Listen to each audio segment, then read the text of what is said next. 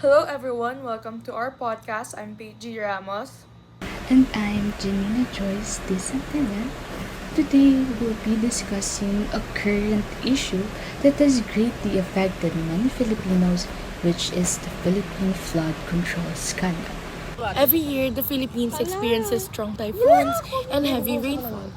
And because of this, flood control projects are meant to protect communities, homes, and lives.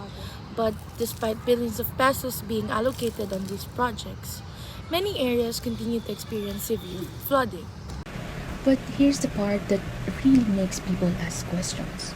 Despite billions of pesos being allocated for flood control projects, many areas across the country continue to experience severe flooding, especially during typhoons and heavy rains. Take Bulacan for example. According to the data from the Sumbong sa Pangulo, Bulacan received around 43.8 billion for 668 flood control projects, reportedly completed between July 2022 and May 2025, the highest total outside Metro Manila. Yet despite those investments, many parts of the province still experience reoccurring flood during heavy rains. Then there's Cebu, which ranks second with around 26.7 billion allocated for 414 flood control projects. And Isabela ranked third. So the province received approximately 22.8 billion for 337 flood control projects. And this is where many Filipinos began asking difficult questions. What really happened to all that money? And that's exactly why our group chose this topic. While many people see it as political or economic issue, we believe it's also an ethical issue with the involvement of the public trust, accountability, and people's safety. To help us understand the situation better, let's hear it from our issue researcher, Mr. Manahan. Thank you, Miss Janina. Now, the flood control scandal became a major issue after a lot of strong typhoons and severe flooding in different parts of the Philippines as was were occurred. What surprised many people was that government had already spent around 545.6 billion pesos on more than 9,000 flood control projects from the year 2022 to 2025. Well, these projects' purpose was supposedly to help prevent flooding and to keep communities safe.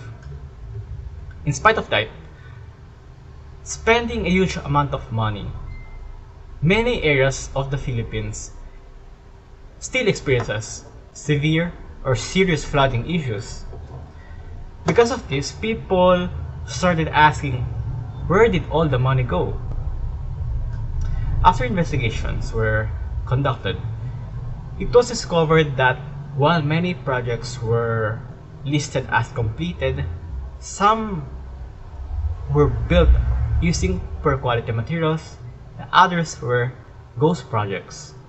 Well, these ghost projects, all ghost projects, is a project that was paid for using government funds but was never actually built. Further investigations also involve agencies like the Department of Public Works and Highways, or the DPWH, and the Department of Budget Management, or DBM. Report shows that only a small number of constructions company receive a huge share of projects, and some government officials allegedly ask for kickbacks, illegal payments, and before the projects even started. And also because of these corruptions, many flood control structures were either too weak to protect communities or were never built at all. As a result, many families lost their homes, their source of incomes, and in some cases even their loved ones because of the flooding or during the floods. Since the Philippines experiences typhoons almost every year, flood control projects are meant to protect people's lives. But when corruption happens, the people who suffers the most are often those living in flood-prone communities. That's why this issue isn't just about safety and well-being of every Filipino. Thank you for sharing the background and context of our chosen issue. Honestly, it's frustrating to think that these projects are meant to protect people, yet many communities are still experiencing floods, and many of those still continue to suffer badly. I agree. It's one thing to hear about money being lost, but it's another to realize that those decisions affected real families, homes, and lives. That makes us ask, beyond breaking the law, why is this considered an ethical issue? At first, it might seem like this is only a political or financial issue, but when we look deeper, it also becomes an ethical issue because it involves public trust, responsibility, and people's lives. So the question now is, what exactly makes the scandal ethically wrong? To help us understand that, let's hear it from Miss Paris. Okay, thank you, Ms. Santillan. After hearing the background from Mr. Manahan, it's clear that this issue isn't just about missing money.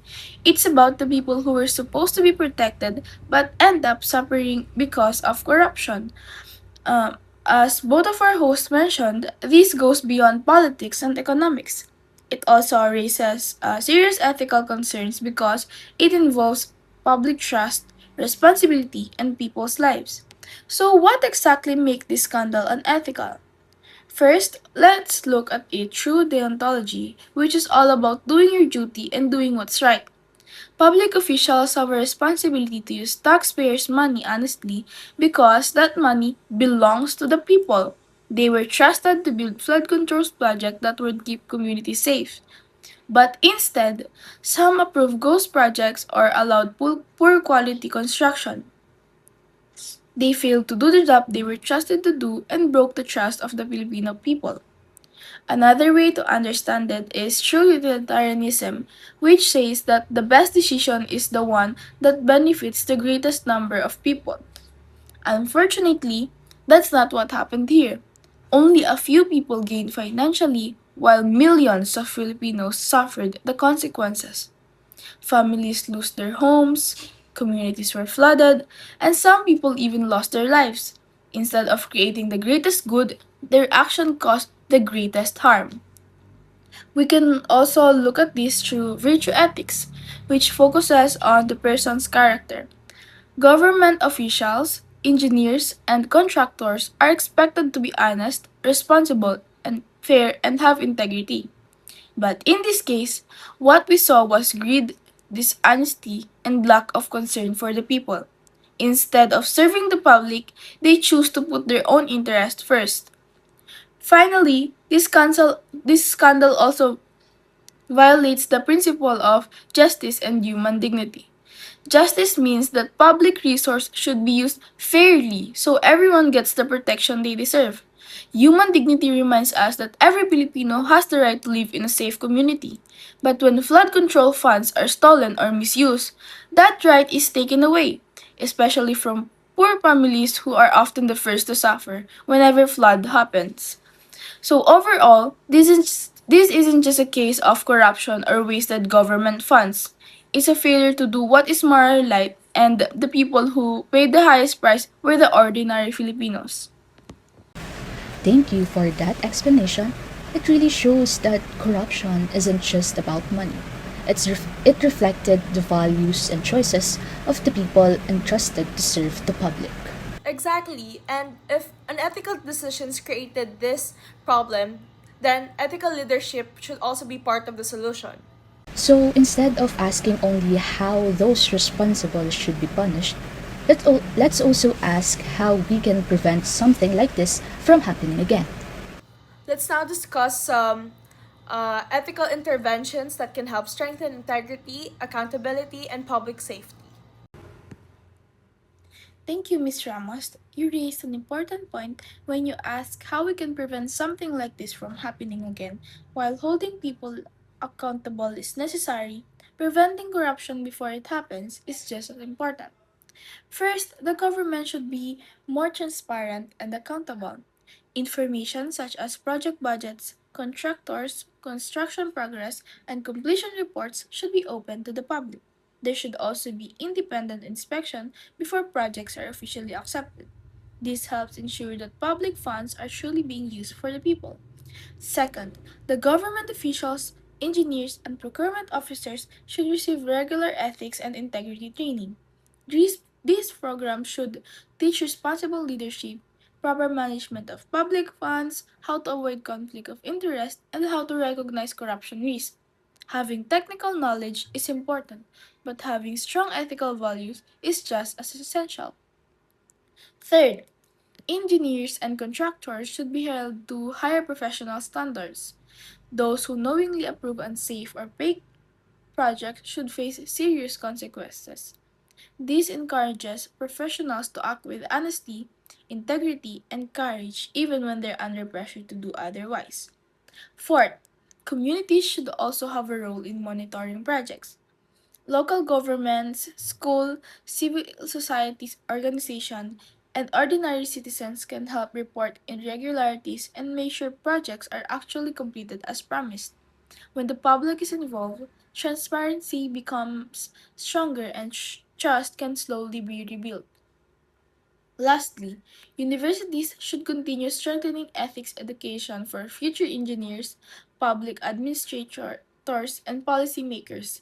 Studying real life cases like this reminds students that ethical decisions don't just affect budgets or paperwork, they affect people's safety and lives. In the end, preventing corruption isn't only the government's responsibility. It's something that requires the cooperation of government agencies, professional, educational institutions, and the citizens. If anyone chooses integrity over personal gain, we can make sure that public resources truly serve the people they're meant to protect. Today's discussion reminds us that corruption is more than just the misuse of public funds. It has real consequences that affects people's lives, safety, and future. As future professionals, we all have a responsibility to practice honesty, accountability, and integrity in whatever field we choose. Ethical decisions may seem small, but they can make a big difference in society. I think it goes with the saying that every action, whether it's small or big, is an action. So it's always the first step that's hard, but we all need to make sure that we actually try to do something to see change or try to change. Thank you for listening to our podcast. We hope this discussion encouraged you to reflect on the importance of ethical leadership and responsible action. Until next time.